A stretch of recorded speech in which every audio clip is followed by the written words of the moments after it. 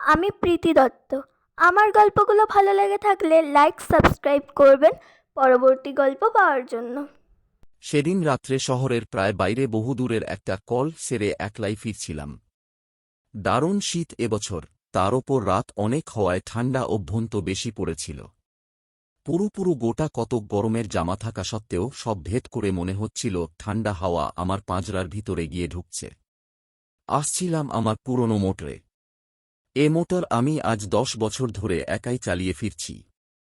কিন্তু এখন মনে হচ্ছিল সঙ্গে একজন সোফার থাকলেই বুঝি ভালো হতো। এই দারুণ শীতে স্টিয়ারিং হুইল ধরে সমস্ত হাওয়ার ঝাপটা সহ্য করার চেয়ে কষ্ট আর কিছু নেই। আমাদের শহরটি অত্যন্ত ছড়ান। বড় বড় কয়েকটি রাস্তাকে আশ্রয় করে চারিধারে অনেক দূর পর্যন্ত সে বিস্তৃত হয়ে আছে, কিন্তু জমাট বাঁধেনি। অনেক সময় এক প্রান্ত থেকে তার এক প্রান্তের মধ্যে শুধু একটি নির্জন রাস্তা ছাড়া আর কোনো যোগ নেই। যে রাস্তা দিয়ে আসছিলাম সেটিও অত্যন্ত নির্জন। দুধারে মাঝে মাঝে হর্তুকি বা মহুজা গাছ, আর রাস্তার দুধারে শুধু শূন্য অসমতল মাঠ। তার ভেতর বাড়ি ঘর নেই বললেই হয়। কে বাড়ি করবে এই নির্জন জায়গায়? অন্ধকারে অবশ্য এসব কিছুই দেখা যাচ্ছিল না। আমার মোটরের মিটমিটে আলো সামনের পথের খানিকটা দেখা যাচ্ছিল মাত্র। যেতে যেতে মনে হচ্ছিল অন্ধকারের সমুদ্রই যেন আমার মোটরের আলোয় কেটে চলেছি কোন রকমে। শীতের দরুণ কষ্ট পেলেও বেশ নিশ্চিন্ত মনেই চলেছিলাম। আমার কারটি পুরান হলেও মজবুত। বেয়ারাপনা সে করে না। আধ ঘণ্টার মধ্যেই বাড়ি পৌঁছে গরম লেপের মধ্যে আরাম করে যে শুতে পাব, এ বিষয়ে কোনো সন্দেহ ছিল না। অন্ধকার রাস্তার নিস্তব্ধতার ওপর শব্দের ঢেউ তুলে আমার মোটর চলেছে দ্রুত গতিতে। নিজেকে যথাসম্ভব আবৃত রেখে ভেতরে বসে সমস্ত চিন্তা পরিত্যাগ করে আমি শুধু আমার গরম বিছানাটার আরামের কথাই ভাবছি। ডাক্তারদের মতো পরাধীন আর কেউ নয়। তবু মনে হচ্ছিল একবার বাড়িতে পৌঁছতে পারলে প্রাণের দায়ে ছাড়া শুধু পয়সার জন্যে আর আমায় কেউ বার করতে পারবে না। এখন কোনো রকমে 20-25 মিনিট কাটলেই হয়। কিন্তু হঠাৎ অপ্রত্যাশিত এক ঘটনায় সুখস্বপ্ন ভেঙে গেল। আমার একান্ত সুস্থ সবল মোটর থেকে থেকে অদ্ভুত একরকম ধাতব আর্তনাদ করতে শুরু করেছে। মোটরের এরকম আচরণের কোনো কারণই খুঁজে পেলাম না। আজ দুপুরেই আমার মোটরের ভালো রকম সেবা শুশ্রূষা হয়ে গেছে। কোনো রকম রোগের আভাস তার ভেতর তখন ছিল না। হঠাৎ তার এরকম আকস্মিক বিকারের কারণ তবে কি? এই দারুণ শীতের রাত্রে অন্ধকার নির্জন এই পথের মাঝে মোটরের এই বেয়াদাপনায় সত্যিই ভীত হয়ে উঠলাম। এখনও প্রায় 7-8 মাইল পথ বাকি। রাস্তার মাঝে মোটর সত্যি অচল হয়ে গেলে করব কি? এই রাত্রের ডাকেও সঙ্গে লোক না আনার নির্বুদ্ধিতার জন্য এবার নিজের উপরই রাগ হচ্ছিল। সঙ্গে একজন লোক থাকলে তবু বিপদে অনেক সাহায্য পাওয়া যেত। দেখতে দেখতে মোটরের আর্তনাদ আরও বেড়ে উঠল, সঙ্গে সঙ্গে মোটরের বেগও মন্থর হয়ে আসছে বুঝতে পারলাম। মোটর চালনার সমস্ত বিদ্যা প্রয়োগ করেও সুরাহা কিছু করতে পারলাম না। খানিক দূর গিয়ে আমার মোটর হঠাৎ রাস্তার মাঝে এক জায়গায় একেবারে থেমে গেল। আর তার নড়বার নাম নেই। চেষ্টার আমি তখনও ত্রুটি করলাম না। কিন্তু আমার পীড়নে অস্ফুটভাবে একটু কাতরোক্তি করে ওঠা ছাড়া আর কোন সাড়া সে দিল না।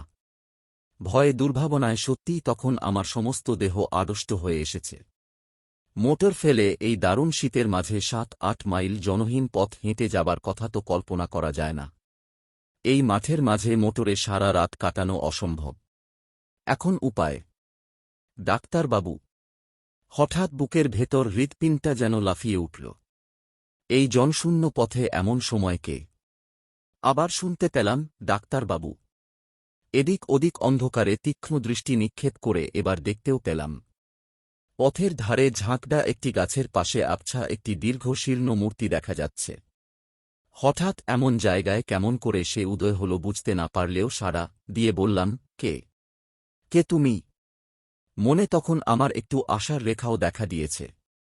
তার আবির্ভাব যেমন বিস্ময়করী হোক না কেন, লোকটার কাছে সাহায্য পাওয়া সম্ভাবনা তো আছে। লোকটা সেই জায়গা থেকেই বললে, আমায় চিনবেন না আপনি। চেনবার জন্য আমি তখন ব্যস্ত নই। আমার সাহায্য করবার জন্যে একজন লোক তখন দরকার মাত্র। সেই কথাই তাকে বলতে যাচ্ছি এমন সময় লোকটা আবার বললে, আপনাকে একটু আসতে হবে ডাক্তারবাবু। ভারী অসুখ একজনের। এমন সময়ে এ অনুরোধে বিরক্ত যেমন হলাম, আশ্চর্য হলামও তেমনি। ঠিক এই সময়ে রাস্তার ঠিক এই জায়গায় রুগী কি আমার জন্য তৈরি হয়ে বসেছিল। লোকটা আমার মনের কথাই যেন আঁচ করে বললে, এ ভগবানের দয়া ডাক্তারবাবু, এমন সময় আপনাকে এখানে পাপ স্বপ্নেও ভাবিনি, অথচ না পেলে কি বিপদই যে হতো। বেশি কথাবার্তা তখন আর ভালো লাগছিল না। একটু বিরক্ত হয়েই বললাম, কোথা তোমার রূপী? লোকটা এবার নিঃশব্দে অন্ধকারের ভেতর একদিকে হাত বাড়িয়ে নির্দেশ করল। সেদিকে চেয়ে দেখলাম সত্যি দূরে একটা বাড়ির আলো যেন দেখা যাচ্ছে। এরকম নির্জন প্রান্তরের মাঝে এরকম বাড়ি খুব কমই থাকে। হঠাৎ এরকম জায়গায় এমন সময়ে যাওয়াও একটু বিপজ্জনক। তবে শত্রু আমার কেউ তো নেই এবং সঙ্গে টাকা কড়িও নিতান্ত সামান্য, এই যা ভরসা।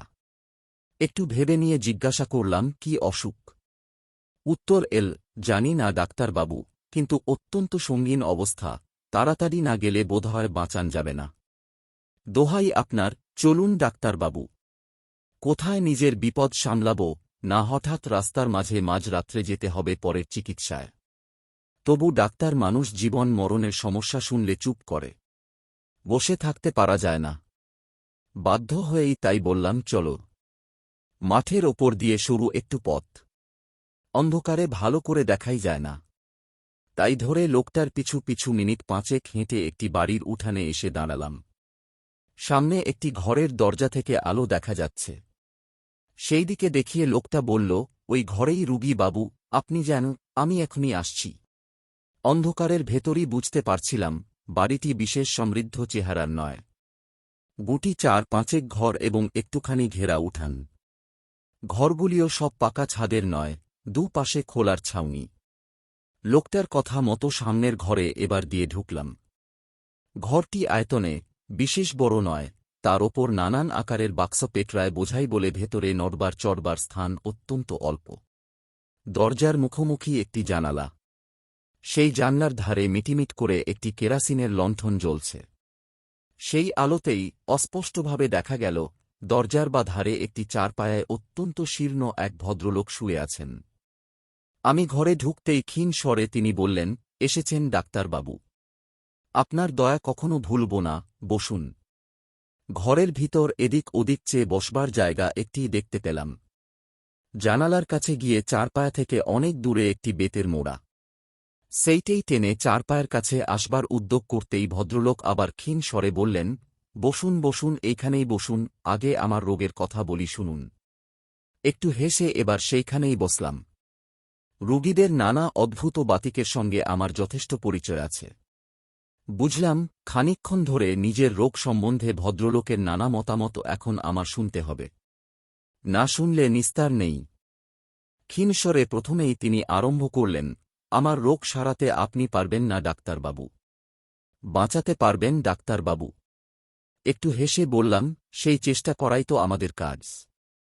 আর বাঁচবেন নাই বা কেন? একটু অদ্ভুত হাসির আওয়াজ এলো খাট থেকে, বাঁচতেও পারি ডাক্তারবাবু। কেমন? বললাম, পারেন বই কি। কি তেমন আর হয়েছে আপনার? না তেমন আর কি হয়েছে।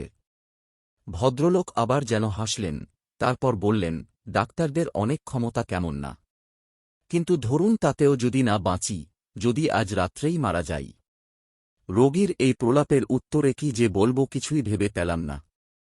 মনে মনে তখন এই বিলম্বে অস্থির হয়ে উঠছি। রোগী আবার বললেন, যদি আপনি থাকতে থাকতেই মারা যাই ডাক্তারবাবু, কি হবে তাহলে? কে আপনার ফি দেবে? আচ্ছা পাগল রোগীর পাল্লায় তো পড়া গেছে। বললাম, যদি নেহাতি তাই হয়, তাহলে ফি নাই পেলাম। আমরা শুধু ফির জন্যই সব সময় আসি না। তা বটে তা বটে, পৃথিবীতে ভালো লোক, পৃথিবীতে মনুষ্যত্ব এখনও আছে, তাই না? কিন্তু আপনার ফির ব্যবস্থা আমি করে রেখেছি। হঠাৎ যদি মরে যাই ওই বাক্স খুলে ফেলবেন, বুকেছেন ডাক্তারবাবু, এই বেডের ছোট্ট বাক্সটি। ভদ্রলোকের স্বর আরও মৃদু হয়ে এল, ওই বাক্স থেকে আপনার প্রাপ্য টাকা নেবেন। আরও একটা জিনিস নেবেন ডাক্তারবাবু। বলুন, নেবেন তো? একটু বিরক্ত হয়ে বললাম, কি? কিছু না ডাক্তারবাবু, একটা কাগজ। কিন্তু ভয়ানক দরকারি কাগজ। এ কাগজ ওখানে আছে, শুধু আপনি আর আমি জানি। আর কেউ জানে না। জানলে আর ওখানে ওটা থাকত না। ভদ্রলোক একটু চুপ করে থেকে একটু হেসে আবার বললেন, এ বাড়িতে কাউকে দেখতে না পেয়ে ভাববেন না যেন আমার কেউ নেই।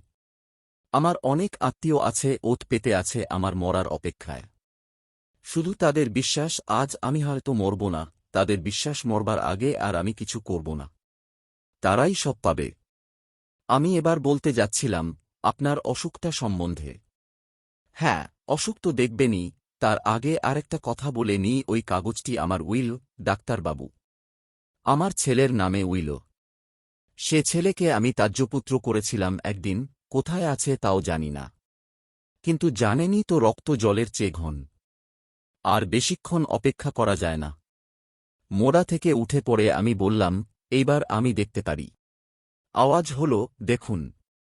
আমি খাটের কাছে এগিয়ে গিয়ে রোগীর নাড়ি দেখবার জন্যে হাতটা তুলে ধরলাম, এবং পরমুহূর্তেই সেই দারুণ শীতের ভেতরেও আমার সমস্ত দেহ ঘেমে। সে হাত বরফের মতো ঠান্ডা। রোগী মৃত। শুধু মৃত হলে এতখানি আতঙ্কের আমার বোধহয় কারণ থাকত না। কিন্তু ব্যাপার যে আলাদা, ডাক্তারি শাস্ত্রে যদি কিছু সত্য থাকে, তাহলে এ রোগী এইমাত্র কখনই মারা যায়নি। তার মৃত্যু হয়েছে অনেক আগে, কয়েক ঘণ্টা আগে। সমস্ত দেহ তার কঠিন। উন্মাদের মতো আরও খানিকক্ষণ পরীক্ষা করলাম। না, ভুল আমার হতেই পারে না।